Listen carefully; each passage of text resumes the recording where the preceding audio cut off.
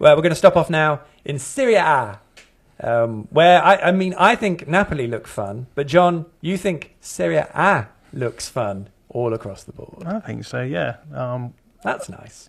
Last season it was the battle of the Milan teams for the title, and I feel as though a few other teams have thrown themselves into the mix, namely in the form of, as you've said, Napoli. Roma have got good underlying numbers under Jose Mourinho, but we've also got a few other fun teams insofar as Udinese have just really come out the blocks really well.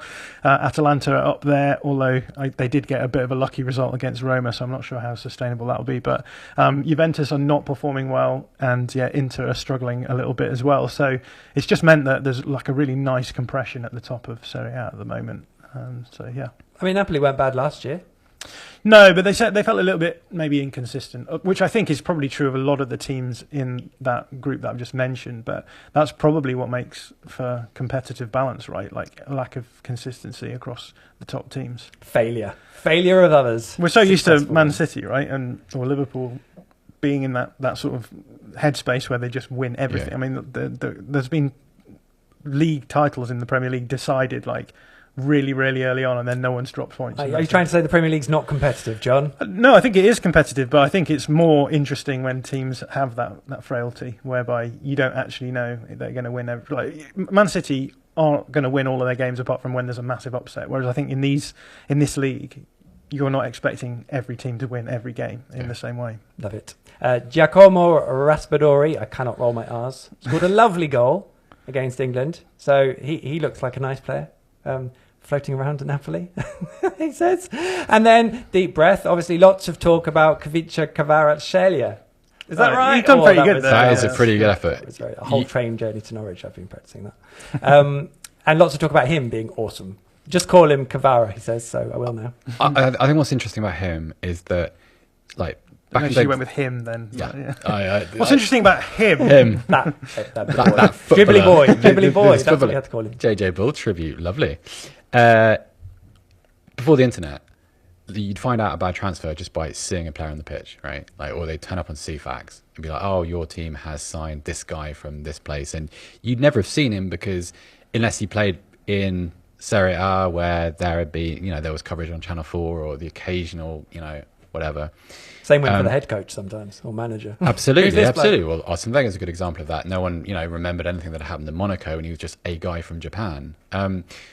He has this guy. What a wonderful footballer! Like, just every time I watch him, I said it earlier a little bit about Erling Haaland, that you discover something new about him every time you watch him play. And the same is true because I had never heard his name until about 6 months ago. And he turns up and he plays like he's been in a major European league for 5 years. And he plays this incredible expression. And there's something slightly, and I mean this in a good way, like something slightly amateurish about his style. There's none of that sort of big club academy refinement and gloss that you sometimes get, which can occasionally make players look identical to one another. Like you see the same technical traits again and again and again. This guy, not at all. And he's fascinating. I can't remember another example. I'm very happy to be corrected. I can't think of another person who's had the same kind of impact, having come from almost nowhere, come directly from Georgian football, if I'm right. I think he came from Russia, maybe. He came from is it Dynamo Batumi? Is that in Georgia now? Maybe. He was in Russia for a little while. Maybe. So your direct line, you don't have a soft landing somewhere. You don't go, say, to a mid-level French club and then you graduate up to the top of Italian football, or you don't go to a German club and then take a step. You just go directly in there and you capture the continent's imagination immediately. And that Napoli team is just fun. It's loaded with fun players.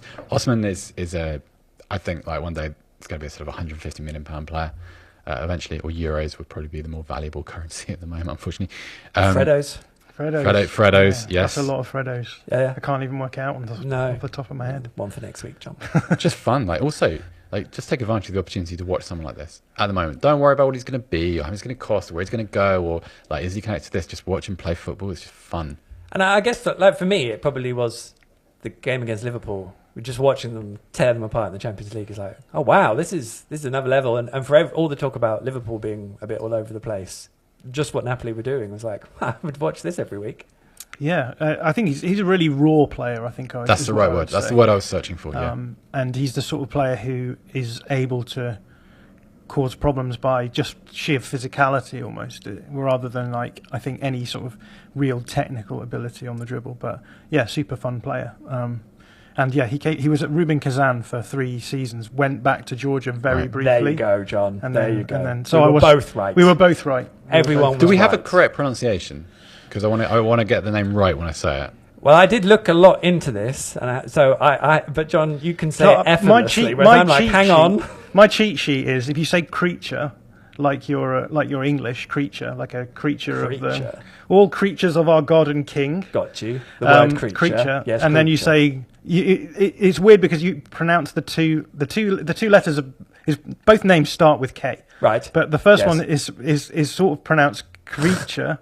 Yeah, if you want to do that, you can do that. It's a lovely sound. The second one sounds more like a G to me, so it's almost like creature, Gvaretskelia. That's how I've heard it said. I'm not trying again now. You've done it so effortlessly. And so there's no easy way of saying it. If you pronounced it, you have pronounced it wrong. In his own words, just call me Kvara. That's what he said. Nice. So just do that, because the man himself said. Watch him. So there we go. If you like this video, please consider subscribing to the channel. The Athletic is home to some of the world's best sports journalists, including David Ornstein, Daniel Taylor, Ollie Kay, Amy Lawrence and Rafa Honigstein. There are journalists dedicated to each Premier League team, so every fan gets the coverage they deserve, not just the big clubs. And you can try it for free now for 30 days. See the link in the description.